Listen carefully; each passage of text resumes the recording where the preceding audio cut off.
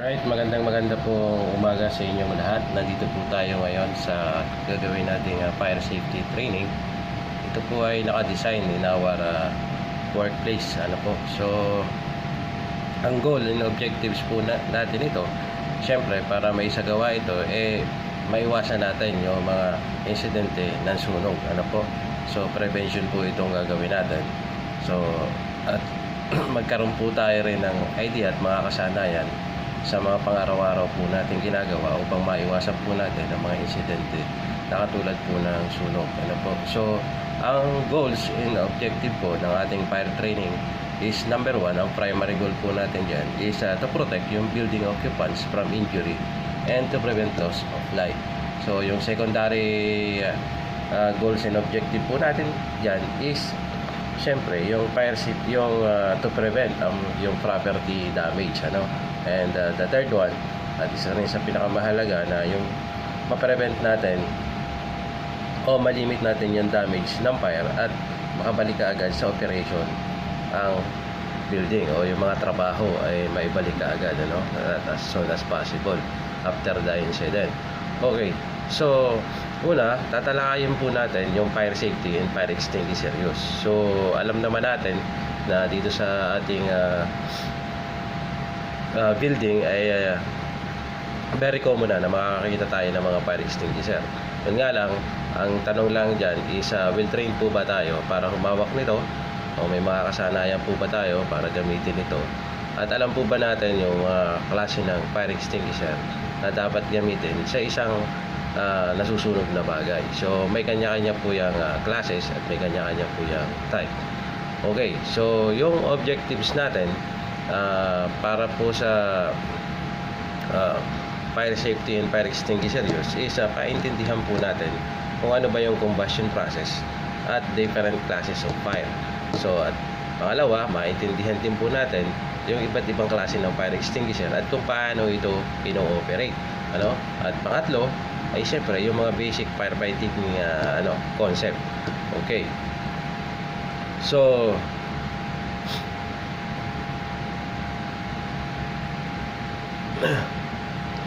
as a responder, bilang tayo ay naitalaga ng building na mga first responder dito.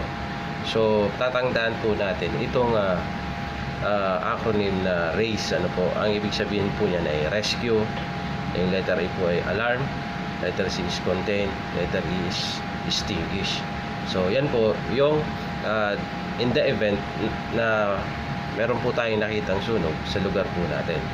Okay, yan po yung ating gagawin. Okay, so dito naman po sa pag-operate ng fire extinguisher, lagi natin tatandaan yung keyword na pass. Na ang meaning, yung letter P is pull the pin, yung letter A is aim to at the base of the fire, then letter S is squeeze the trigger, and the last one in sweep side to side. Okay, yan po yung basic operation ng paggamit ng fire extinguisher. Okay, so dumako po tayo doon sa fire classes.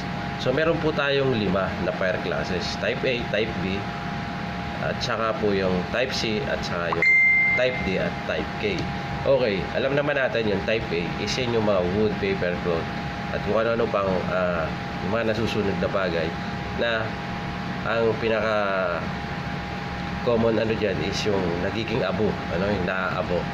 Okay, yan yung po yung type A na common na ginagamit natin dyan ng pamatay is tubig. Okay, so sa letter B is yung gasoline, oil, grease, mga solvent, mga pintura, mga thinner. Yan. So yan yung type B class of fire. Okay, yung letter C, yung C class naman is yung mga electrical equipment. So computers, fax machine, kung ano pa, microwave, yung ating mga kalan, mga lutuan natin, electrical tawag dito, mga electric stove. Okay, pag napabayaan po yan, so yan po yung isa sa mga pinagsisimulan ng kasunog. So yung letter D naman po natin, ito yung mga flammable metals katulad po ng magnesium, sodium, potassium, titanium, at kung ano-ano pa. So yung isa naman po is letter K. Okay, So itong letter K na ito yung high combustible oil, katulad ng mga cooking oil, mga mantika, yung mga fats ng karne. So yan po ay isa sa pinaka highly combustible at isa sa pinakamahirap po na patayin na apoy. So meron po dyan na corresponding na fire extinguisher na ginagamit upang madali pong mapatay ang sunog kung yan po ang pinagmulan. Okay, tumako po tayo dun sa anatomy ng fire extinguisher. Okay, so sa tao kung may anatomy, ganoon din naman po sa fire extinguisher. Kung sinabing anatomy, isa yung mga parts, yung mga parte. So dapat at importante malaman natin kung ano-ano po yung mga tawag dyan. At nang sa gayon po ay mapamilyar po natin ang ating sarili sa hindi lang po sa paggamit, kundi kung ano-ano ba ang mga katawagan sa ibang parte nito. So unang-una, ito po yung discharge lever. Ito po yung pinipisil para lumabas po yung chemical sa loob ng yung fire extinguisher agent sa loob ng fire extinguisher. So pangalawa, ito pong discharge locking pin. So ito po yon. So habang nakalagay po ito dito, hindi nyo po mapipress yung discharge level. So kailangan po nating tanggalin ito at saka po yung seal. So ganito po ang pagtanggal yan. Pinipihit lang po, then pull. Okay? Then ang pangatlo po itong discharge hose. So ito po yan, itong itim na to. Ang tawag po dyan ay discharge hose. So sa dulo naman ito, yung may pa-triangle shape, yan po yung nozzle. So maraming design yan. Merong hindi naman pa-triangle. So depende po sa klase ng fire extinguisher. Iba-iba po yung mga design. So ito yung discharge orifice, o ito po yung pinaka butas kung saan lumalabas po yung extinguishing agent. So dito po makikita natin sa bandang taas ulit yung pressure gauge. So tandaan po natin na hindi po lahat ng fire extinguisher may pressure gauge. So makikita po natin yung mga pressure gauge sa ibang fire extinguisher, katulad ng type ABA, type ABC, yung mga dry chemical agent, saka yung mga type K na yan na fire extinguisher, mga halotron, yan po mga klase ng fire extinguisher. Yan po ay may mga gauge. Pero yung CO2 po, kakaiba po yan. Yan po ay wala. So paano nalalaman yung CO2 kung okay pa? Yan po ay tinitimbang. So kaya importante po na ang fire extinguisher po is chine-check monthly para malaman natin kung discharge siya o okay ba. Okay, dito sa baba naman po ng discharge lever, nandito po yung carrying handle. So dito po natin siya hinahawakan. Okay, so ito naman pong nasa gitna, kung saan may marami nakasulat na kung ano-ano rito. Ang tawag po dito ay data plate. Okay, so yung katawan naman po ng ito, yung pinaka-cylinder, ang tawag niya, syempre, yung body. Okay, yan po yung external anatomy of parts ng fire extinguisher. Okay, so dumako po tayo dun sa iba't ibang klase ng fire extinguisher. May mga different types of fire extinguisher. So una, ito pong pressurized water. So ito po ay pang class A, sa mga nasusunog na papel, sa mga kahoy, sa mga basura.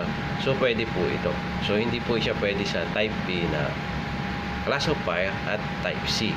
Okay, so pag ginamit po kasi sa liquid o grease na type of fire, ay mag-spread lang po yung sunog at hindi po mamamatay. So lalong magkakaroon po ng hindi magandang outcome yung gagawin po natin. Then sa electrical equipment naman po, pwede po tayo magkaroon ng electrical shock, dahil ang water po is a good conductor of electricity. So pwede tayong kuryente at malagay po tayo sa alanganin. Okay, so tandaan po natin yung type A na fire extinguisher, which is pressurized water po ang laman yan, is for type A class of fire lang po yan. Okay, so dito naman po sa carbon dioxide, ito yung CO2 na sinasabi ko sa inyo, na wala po itong gauge. Okay, kita natin. So ito naman po ay maganda for electrical and for mga liquid type of yung type B at saka yung type C na fire. So ito po ay ang extinguishing effect po nito is tinatanggal niya po yung oxygen sa hangin para mamatay po yung fire. Okay, So, yan po yung characteristic ng CO2. Ito po ay malamig, So, dito po, kadalasan po yan, matigas po ito, hose na to, at itinututok na po natin yan doon sa apoy. Hinahawakan na lang po natin yan doon sa lever at ibinubuga. Kasi alam niyo kung bakit, kasi nagyayelo po ito. Pag hinawakan niyo po yan, maaaring yung kamay niyo po dumikit, magkaroon po kayo ng burns, yung sa sobrang lamig. So, didikit po yung inyong kamay dito o kaya dito sa body. Nagyayelo po yan habang nag-discharge sa sobrang lamig. Okay? So, yung isa naman pong klase ng fire extinguisher, itong multipurpose na dry chemical. Pwede po siya sa Class A, Class B, or Class C of fire.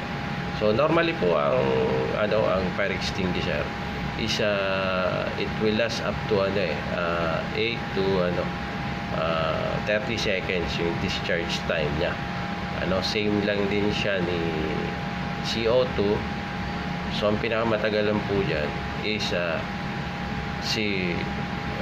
type A na umaabot hanggang 1 minute yung discharge time niya. So, ito pong si multipurpose is 8 to 25 seconds. So, ito po yung ordinary size ng fire extinguisher na ang timbang is mga 10 pounds kasama po yung pinaka-body niya. So, ganyan lang po siya katagal at mauubos din po kaagad yan. So, kaya po kung tayo magre-rescue, kailangan hanggat maaari ay gumitbit po tayo ng dalawa bago po tayo pumunta dun sa may sunog. At least may parang po tayong enough na fire extinguisher para mapatay po natin, masigurado po natin na mapatay yung sunog. Dahil kung mga metals po o mga liquids na bagay yung susunog po is nagre-reflash po yan. Pagkatapos po na mapatay, dahil sa sobrang init pa, nag-apoy ulit. So, kailangan natin ng backup. Okay? So, ito po yung multipurpose dry chemical. So, ito po yung pwede para sa lahat. Okay? Ang disadvantages lang kasi ng dry chemical is pagka ibinuga mo to, talagang mamumuti yung buong paligid mo. Okay? So, ayan. Okay. So, meron din po tayo yung type K. Ito po yan. So, ito po, kaya tinawag siya na type K. Kinuha po siya dun sa word na kitchen. So, ginagamit po ito dun sa mga oil na nasusunog. Yung mga cooking oil, mga pots, ng karne. Yan po yung dinisign po ito yan. So, ito po kasi yung type K na fire extinguisher is kino-convert po kasi niya yung mantika as na pag nahaluan po ng chemical to is non-flammable na.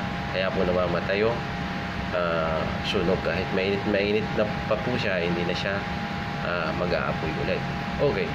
Sa ating building is iba yung tipo ng fire extinguisher na meron tayo. Wala dito sa unang mga pinag-usapan natin. So, ito po yung klase ng fire extinguisher meron po tayo. So, itong HCFC 123 kung tawagin po ng iba is halotron 1 is a clean fire extinguishing agent. So, ito po is parang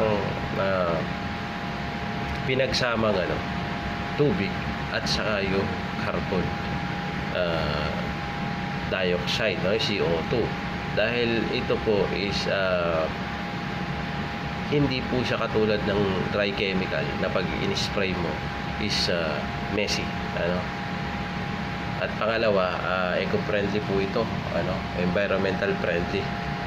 Kasi dati yung pinalitan po nito is yung halon, which is binan na po yun dahil napatunayan na siya po ay nakaka-deplete o nakakasira ng ozone layer. So ito po yung ipinalit at inirekomenda po ng Bureau of Fire para po sa mga ganitong klase ng setup, mga building na may mga ron pong offices, mga server room, at kung ano-ano pa. Dahil kung ito po ay spray natin, hindi po ito mag-create ng ganong damage doon sa mga equipment na bubugahan natin ito. Unlike po ng dry chemical, na babalutin niya po yan ng pulbos na puti. at halos yung mga papel o mga dokumento ay hindi mo na mapakinabangan dahil punong-puno na ng chemical agent niya. Okay? At ito po ay halos hindi nag-iiwan ng residue.